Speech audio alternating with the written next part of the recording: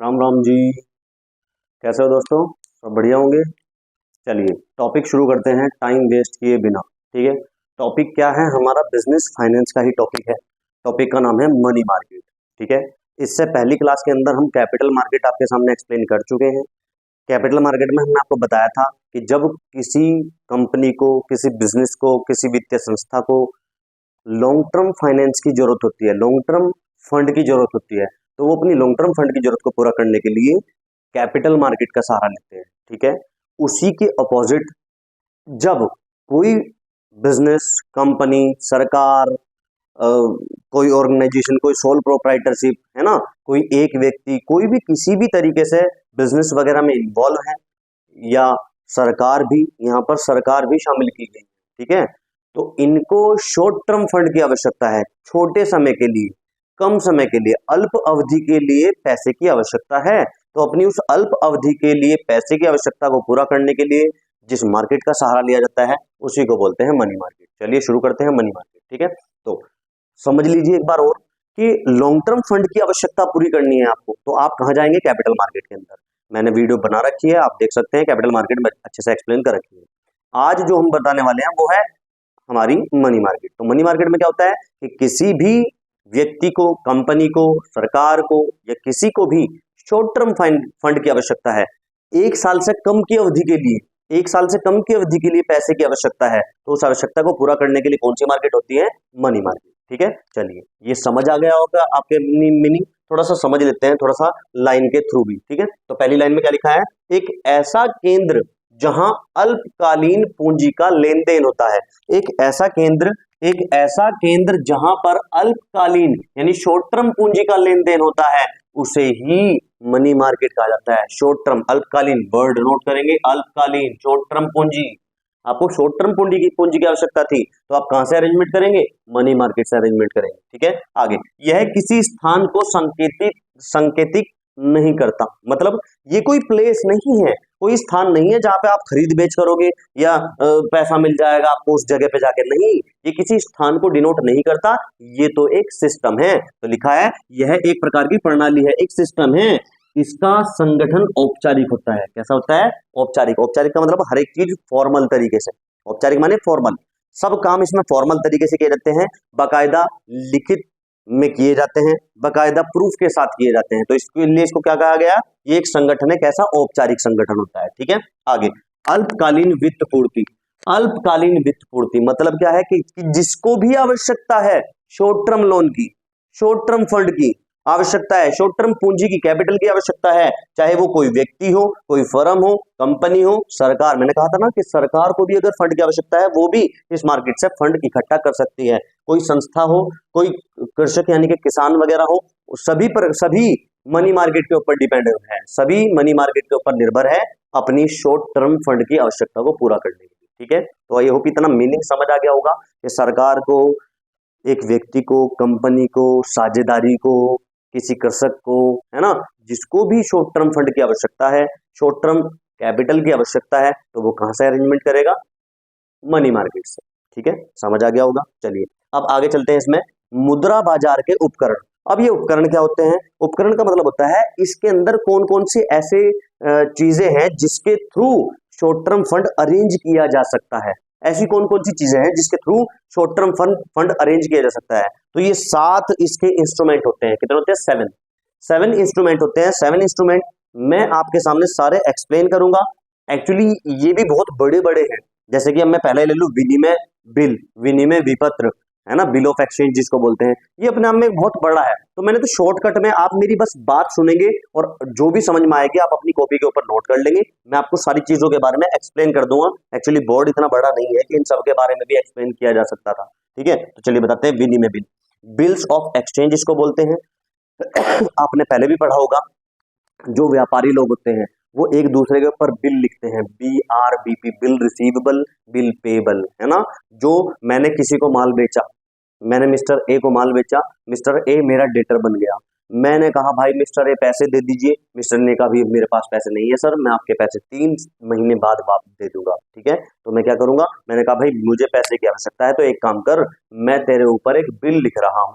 तो मैंने क्या करा? उसके ऊपर एक बिल लिख दिया 3 महीने का। तो वो मेरे लिए क्या बन गया, मेरे लिए तो बन गया वो बीआर, बिल रिसीवेबल, और उसके लिए बन गया वो बिल पेबल। समझ आई बात? उसी को बिल ऑफ एक्सचेंज बोलते हैं। ये भी एक मनी मार्केट का ही एक इंस्ट्रूमेंट होता है जो शॉर्ट टर्म की अवधि के लिए पैसे की आवश्यकता को पूरा करता है। अब कैसे पूरा कर सकता है आप ये सोच रहे होंगे। अब वो जो बिल है ना, मैंने उसके ऊपर 3 महीने का बिल लिखा, उसने वो एक्सेप्ट करके मुझे दे दिया। अब वो मेरे पास जितने का भी है, मान लीजिए मैंने 50,000 का माल बेचा था उसको, तो वो 50,000 रुपए का नोट हो गया। मैंने उसके ऊपर 50,000 रुपए का जो बिल लिखा, वो 50,000 रुपए के नोट का काम करेगा एक तरीके से। लेकिन ऐसा जरूरी नहीं उसको सभी एक्सेप्ट कर ले, लेकिन हाँ काफी हद तक वो 50,000 रुपए में काम कर जाएगा। जैसे कि मेरे ऊपर भी किसी के पैसे चाहिए थे, उसने कहा जी पैसे दे दीजिए, मैंने वही वाला बिल उसको दे दिया। तो वो जो व्यक्ति जिसको मैंने वो बिल दिया है, वो उसको बिल को बैंक से भुना सकता है।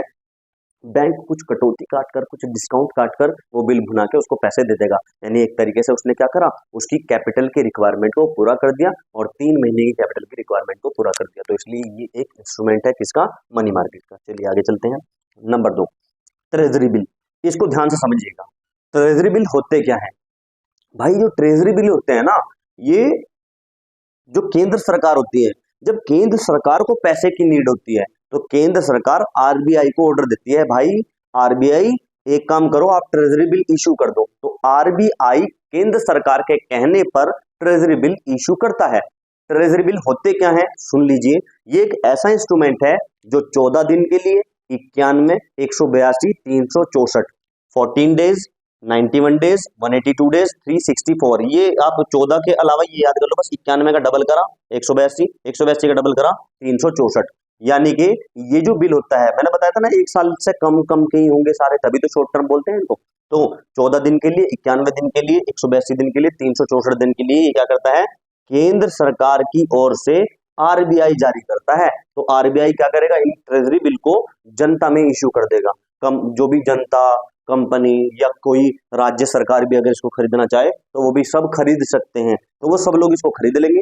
तो इस 14 दिन, 91 दिन, 182 दिन, 364 दिन का मतलब क्या है कि अगर आरबीआई ने कहा कि हमने 91 दिन वाला ट्रेजरी बिल जारी किया है, हमने 91 डेज का ट्रेजरी बिल इशू किया है, तो इसका मतलब क्या है कि जो ट्रेजरी बिल इशू कर दिए गए हैं 91 डेज बाद वापस केंद्र सरकार वो आपसे ले लेगा और आपको आपके पैसे लौटा दिए जाएंगे। अब आप सोच रहे होंगे कि जनता का इसमें क्या फायदा। ठीक है, आरबीआई के पास तो पैसा आ गया, जनता का क्या फायदा। एक्चुअली ट्रेजरी बिल जो होते हैं वो ट्रेजरी बिल कुछ डिस्काउंट पे इशू किए जाते हैं। डिस्काउंट पे इशू करने का मतलब क्या होता है कि जैसे कि 100 रुपए का ट्रेजरी बिल है, तो केंद्र सरकार ने, आरबीआई ने जारी कर दिया कि 91 दिन का ट्रेजरी बिल है और 80 रुपीज का हम जारी कर रहे हैं, 80 रुपीज का जारी कर दिया और वापस आपसे 100 रुपए में वो वापस क्रय कर लेंगे। ठीक है, तो ये डिस्काउंट पे इशू किए जाते हैं, आरबीआई इशू करता है केंद्र सरकार की ओर से। ठीक है, चलिए आगे चलते हैं। वाणिज्यिक पत्र, कमर्शियल पेपर इसको बोलते हैं। क्या बोलते हैं इसको? कमर्शियल पेपर बोलते हैं। लेस देन फेस वैल्यू, ये भी सेम ऐसा ही होता है, लेकिन इसको जारी कौन करता है? इसको जारी करती है कंपनियां और बैंकिंग संस्थाएं। ठीक है, ध्यान से समझेंगे। ये जो कंपनी और बैंकिंग संस्थाएं है ना, इनको आरबीआई ने अलाउ कर रखा है, आरबीआई ने परमिशन दे रखी है आरबीआई से। यानी कि आरबीआई से परमिशन लेने के बाद कंपनियां और बैंकिंग संस्थाएं वाणिज्यिक बिल, कमर्शियल पेपर जारी कर सकते हैं। अब कमर्शियल पेपर कितना होता है? ये 3 महीने से 12 महीने की अवधि का होता है ना। तो यानी कि कंपनियों को, जो बैंकिंग संस्थाएं हैं, उनको आरबीआई ने कह रखा है कि ठीक है, अगर तुम्हें पैसे की आवश्यकता है ना, तो तुम एक काम करो, तुम कमर्शियल पेपर इशू करके पैसा इकट्ठा कर सकते हो। तो ये क्या करते हैं, ये कमर्शियल पेपर इशू करते हैं जनता में, जनता उसको कमर्शियल पेपर को खरीदती है और खरीदने के बाद मान लीजिए 3 महीने का, 4 महीने, 5, 6, 7, यानी 3 महीने से 12 महीने की अवधि का ये हो सकता है कमर्शियल पेपर। अब ये क्या लिख रखा है मैंने, लेस देन फेस वैल्यू, ये भी सेम ऐसे क्या, कमर्शियल पेपर मान लीजिए 100 रुपए का है, फेस वैल्यू 100 रुपए रखी उसकी, तो इन्होंने इशू कर दिया कि भाई हम 4 महीने के लिए कमर्शियल पेपर जारी कर रहे हैं और हम 85 का इशू कर रहे हैं और 4 महीने बाद हम इसको 100 रुपए में वापस परचेज कर लेंगे। तो ये डिस्काउंट पे इशू किए जाते हैं, less than face value, face value से कम पे इशू किए जाते हैं और वापस फेस वैल्यू पे वापस खरीद ले जाते हैं। ठीक है, समझ आई बात? तो वो जो बीच का गैप है 15 रुपए का, वो जनता का फायदा हो जाएगा 4 महीने में। समझ में आई बात? समझ में आई बात? ठीक है, चलिए आगे चलते हैं। आगे मांग या याचना मुद्रा है ना, इसको बोलते हैं कॉल मनी। क्या बोलते हैं? Call money. इसका एक और नाम है रात्रि मुद्रा, नाइट मनी। नाइट मनी भी इसको, नाइट मनी का क्या मतलब है भाई, क्योंकि ये 1 दिन से 14 दिन के लिए, 1 दिन से 14 दिन की अवधि के लिए ही जारी किए जाते हैं बस। यानी कि बहुत वेरी शॉर्ट हो गया ये जो पीरियड है बहुत वेरी शॉर्ट, कि किसी को पैसे की आवश्यकता है जैसे कि LIC, UTI, ये इनको पैसे के, unit trust of India life insurance corporation, ठीक है, ये सब पता होगा आपको। तो ये क्या करते हैं, मान लीजिए इनको 2 दिन के लिए पैसे की आवश्यकता थी, एक ही दिन ले लीजिए, इनको 1 दिन के लिए आज के लिए पैसे की आवश्यकता थी, तो ये क्या करते हैं, आज के लिए कॉल मनी, है ना, कॉल मनी ये कह के मतलब लोन ले लेते हैं कि 1 दिन में हम कल आपका पैसा लौटा देंगे। समझ में आई बात, आपस में रेट तय कर ले रहता है, कितना % ब्याज उस पर दिया जाएगा, कितनी अमाउंट वापस लौटाई दी जाएगी, ठीक है, तो उसको बोलते हैं कॉल मनी, यानी रात्रि मुद्रा, ठीक है। LIC, UTI इसको जारी करती है, 1 दिन से 14 दिन की अवधि के लिए ये कॉल मनी इशू की जाती है, याद रहे 1 दिन से 14 दिन की अवधि के लिए, ठीक है। चलिए आगे चलते हैं, अगला इंस्ट्रूमेंट है जमा प्रमाण पत्र, इसको बोलते हैं सर्टिफिकेट ऑफ डिपॉजिट। ये क्या होता है जी, सर्टिफिकेट ऑफ डिपॉजिट क्या होता है, जो व्यापारिक बैंक होते हैं, जो ये हमारे नॉर्मल जो बैंक है, कमर्शियल बैंक, जैसे SBI हो गया, PNB हो गया, HDFC हो गया, ICICI हो गया, है ना, ये सारे बैंक क्या है, ये सारे बैंक कमर्शियल बैंक होते हैं, व्यापारिक बैंक बोलते हैं इनको, है ना। तो ये जो व्यापारिक बैंक है, ये जमा प्रमाण पत्र क्या करता है, ये व्यापारिक बैंक द्वारा इशू किया जाता है, ये भी 3 महीने से 12 महीने की, यानी 1 साल की, 3 महीने से 12 महीने की अवधि के लिए जारी किया जाता है, किसके द्वारा, कमर्शियल बैंकों के द्वारा जारी किया जाता है। यानी जब कमर्शियल बैंकों को पैसे की आवश्यकता होती है छोटे समय के लिए, 3 महीने से 12 महीने के लिए पैसे की आवश्यकता है कमर्शियल बैंक को, तो वो अपनी कमर्शियल बैंक जो होता है अपनी इस आवश्यकता को पूरा करने के लिए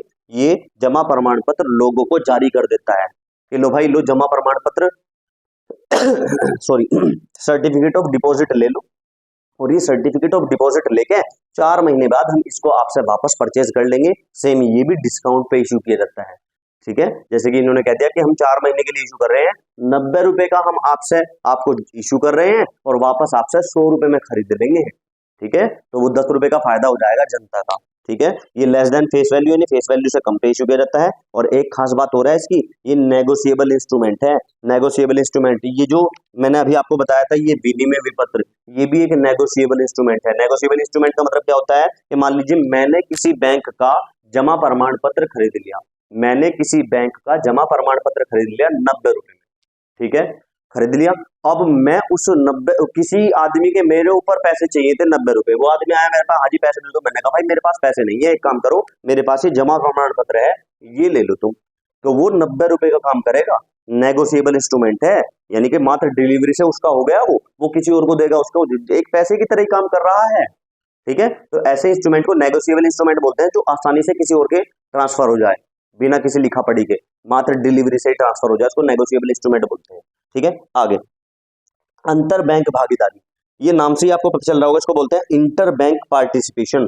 इंटर बैंक पार्टिसिपेशन का मतलब क्या होता है, जब बैंक आपस में एक दूसरे को लोन देते हैं, मतलब जैसे मान लीजिए एक बैंक को लोन की आवश्यकता, पैसे की आवश्यकता पड़ गई जी शॉर्ट टर्म के लिए, तो वो गया दूसरे बैंक के, भाई मुझे 2 महीने के लिए बैंक पैसे की आवश्यकता है, ठीक है भाई ले लो, दूसरे वाले बैंक ने इसको पैसा दे दिया, ये आपस में भी ब्याज लेते हैं एक दूसरे से, ठीक है। तो इसी को बोलते हैं इंटर बैंक पार्टिसिपेशन, और ये केवल शॉर्ट टर्म के लिए होता है। समझ में आई बात, जब बैंक एक दूसरे से पैसे की आवश्यकता को पूरा करते हैं, ठीक है, समझ आ रहा होगा। आगे चलते हैं, पुनर्क्रय समझौता, इसका एक नाम हो रहा है तैयार वायदा सौदा, तैयार वायदा सौदा, इंग्लिश में इसको बोलते हैं रीपर्चेज एग्रीमेंट, इसको बोलते हैं ready forward transaction. Ready forward transaction का मतलब क्या होता है समझते हैं, ये एक सिक्योरिटी है, जो दो पार्टी जो होती है, दो पार्टी एक दूसरे के साथ बैठ के एग्रीमेंट करती है, भाई हम तुमको एक सिक्योरिटी बेच रहे हैं, ठीक है, सिक्योरिटी बेच रहे हैं, हमारे पास एक सिक्योरिटी है, सिक्योरिटी वही शेयर्स डिबेंचर्स वगैरह इस तरह की, हमारे पास एक सिक्योरिटी है, हम वो सिक्योरिटी आपको बेच रहे हैं,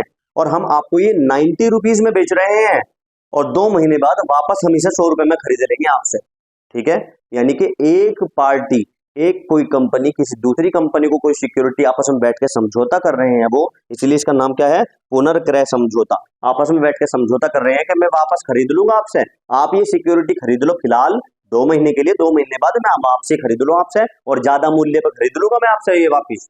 समझ में आई बात। तो इस फिलहाल मान लीजिए मुझे ही पैसे की आवश्यकता है, और मैंने क्या करा, मैंने एक सिक्योरिटी किसी को बेच दी 90 रुपीज में, और वादा कर लिया कि 2 महीने बाद वापस 100 रुपए में मैं उससे खरीद लूंगा, तो इसे बोलेंगे पुनर्क्रय समझौता रीपर्चेस एग्रीमेंट। समझ आई बात, इसको क्या बोलते हैं, रीपर्चेस एग्रीमेंट, या तैयार वायदा सौदा भी इसको बोलते हैं, ठीक है। आई होप आपके समझ में आ गया। अच्छा, इसका भी टाइम पीरियड 1 से 14 दिन का होता है केवल, 2 महीने मैंने गलत बोल दिया इसमें। इसका टाइम पीरियड भी 1 से 14 दिन का होता है, केवल 1 से 14 दिन का। 1 से 14 दिन के अंदर अंदर मैं वापस वो सिक्योरिटी उस आदमी से परचेज कर लूंगा या उस बिजनेस से परचेज कर लूंगा जिसको मैंने वो सिक्योरिटी बेची है।